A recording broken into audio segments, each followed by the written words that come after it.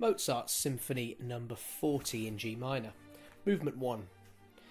Before we talk about this piece, we really should define the word symphony. Symphony is a large-scale orchestral composition for the full orchestra. It's usually written in 4 movements. Sonata form, which is the next word we'll talk about, was often used for the first and the last movements in classical symphonies. Sonata form is a large-scale structure form invented in the classical era, comprising 3 main sections which we need to know: exposition, development and recapitulation. Let's talk about the orchestra in Mozart's day. At the start of the classical period, in 1750, the orchestra was still quite small. Strings plus 2 horns with maybe flutes or oboes, either 1 or 2 of each. However, it soon began to grow with the addition of wind instruments, complete with the bass instrument of that family, the bassoon. By the end of the 18th century, the 1700s, the newly invented clarinet also joined the woodwind section. The brass section used 2 trumpets and 2 horns, with percussion provided by the timpani drums. However, we must say now that Mozart's 40th Symphony is slightly unusual in that respect. Composed in 1788 in Vienna, the orchestra doesn't feature trumpets or timpani, which is unusual for the time. Remember that the horns used were natural horns, that means they don't have valves, so they weren't terribly useful in, they couldn't create a lot of different notes and had to have different lengths of tube called crooks that they had to exchange on the instrument and slot in to get notes in different keys. The 2 main keys of this piece are G minor and B flat major, relative keys, and the horns, one was in one key and one was in the other key, to be useful as harmonic fillers in the music. So as we've already said, the movement is in sonata form. 3 sections: exposition, development and the recapitulation. This provides a pleasing symmetry to the form, rather like an arch shape, with the exposition balanced with the recapitulation at the end. The classical period was known for its elegance and its leaning towards balance in movements and form. Well organised, well structured pieces of music. The classical composers, in the spirit of the time, wrote graceful melodies that were well balanced, characterful, often with defining rhythms and moods. Sonata form allowed for a contrast of melodies as well as development, and then a return of the main melodic ideas in the recapitulation. Common to all classical symphonies by Mozart, Haydn and to some extent Beethoven, the exposition at the beginning of Movement 1. In this first section, the main themes are presented, or you could say exposed. The first theme is called the first subject. It's always in the tonic, the home key, in this case G minor. This theme is usually the most lively and rhythmic and memorable. There follows a short linking section called the bridge or the transition, during which the music changes key, modulates.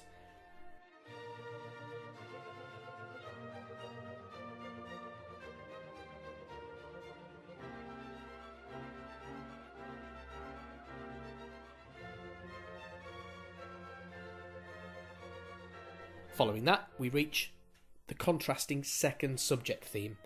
In Mozart's case, here in the Symphony 40, this is in the relative major, B flat, and feels more subdued, calm, peaceful in mood compared to the energetic and slightly dramatic G minor first subject. The contrast is always in mood and key.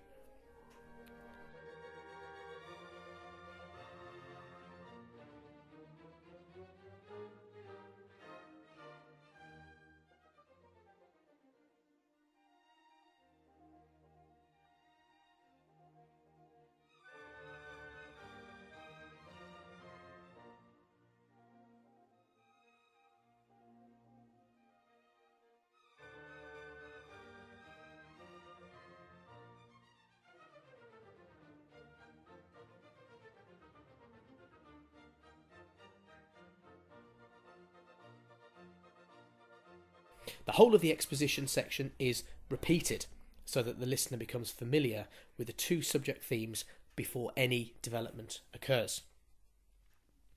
In the development section, the central section, the composer develops one of the ideas from the exposition, in this case, the first subject. The development can sometimes be based on just a fragment of that melody. The composer will use several motifs and combine them in different ways, creating new variants of the original subject. This section features various keys, deliberately avoiding the home keys and the dominant key. The music of this section is often adventurous because the drama is unfolding and constantly changing, and restless because of the exploration of different keys.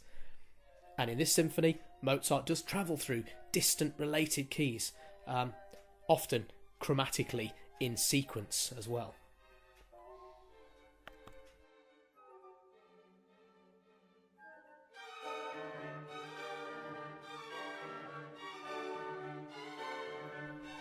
Moving towards the end of the development, Mozart uses a dominant pedal note to prepare the way back to the home key of G minor, the dominant of G minor being D. In the final section, the recapitulation, the composer recaps the first subject in the tonic key, back in G minor.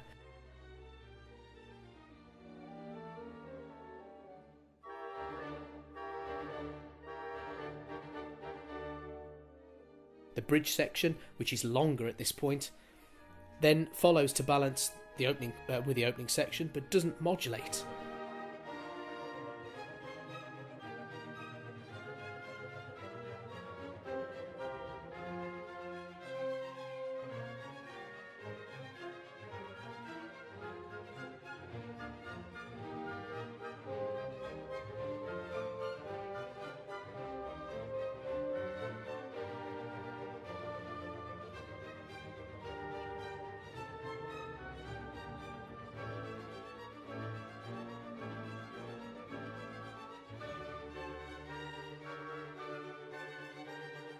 The second subject comes back in the home key this time, as the work is now drawing to a close.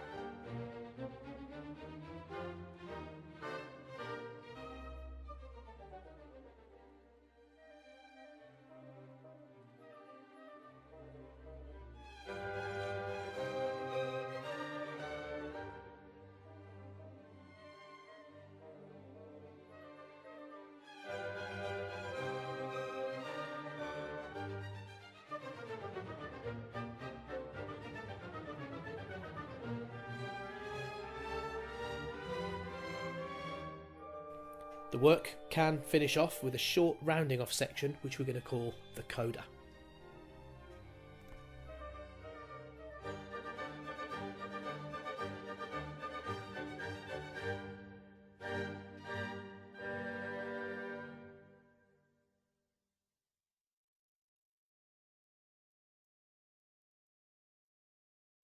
First thing we might notice about Symphony No. 40 is that it's fast. It's a molto allegro tempo marking, and we're straight into the first movement. There is no introduction at all in this exposition, which again is quite unusual.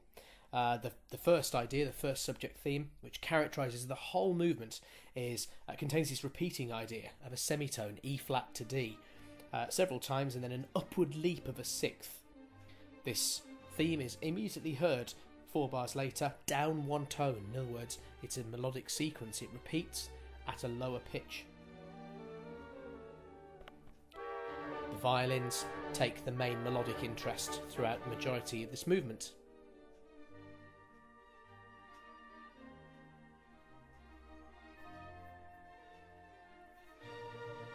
As we enter the bridge passage, key, the tonality begins to modulate to the relative major of B flat.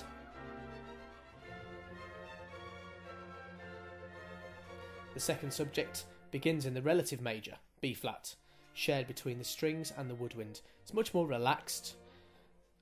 It's piano compared to the forte of the first subject, and has a reduced instrumentation, you might say a thinner texture. The use of falling semitones, a chromatic movement in the melody, characteristic of the graceful, pathetique mood of the second subject, typically classical. Following the second subject, we enter the codetta, a mini-ending, if you like. And this section is based on the opening three notes of the first subject, that semitone motif E flat D. The idea is passed from clarinet to bassoon. During this passage, the upper strings, the violins, have just the first two notes of this idea in minims, doubling the original note values, and we call this augmentation, a rhythmic idea. In the last few bars of the codetta, there's one long extended perfect cadence.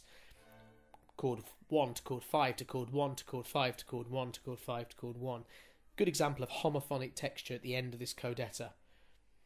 All the instruments moving together in the same rhythm. The exposition repeats itself.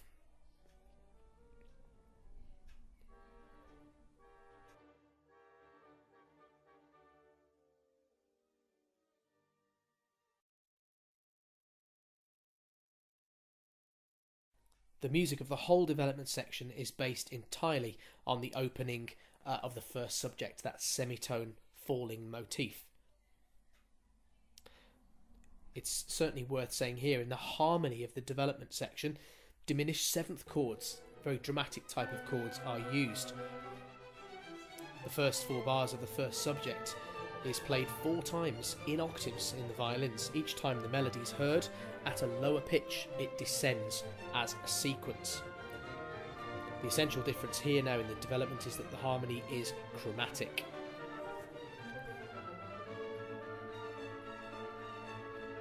In the middle of the development section, the music moves to the key of E minor, and the lower strings and the bassoons enter with a theme.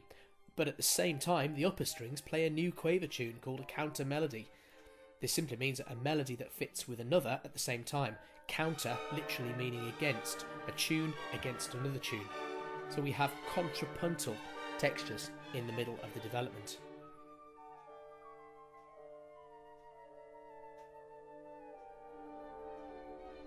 Notice how many times in the development the music changes key, and that each time we go up in a rising sequence by 4 notes. This is later in the development. We move from E minor to A minor to D minor to G minor to C to F to B flat. Constant exploration of different keys is a major feature of this development. Tension provided at the end of the development by a dominant pedal, D note, which finally resolves to the tonic key of G at the beginning of the recapitulation. The recapitulation is not just a direct repeat of the exposition, however. The differences being that the bridge passage is longer and the coda is far more developed than the codetta was in the first place. The final difference really, and probably the main one, is that the second subject is no longer in B flat major, but in the home key of G minor.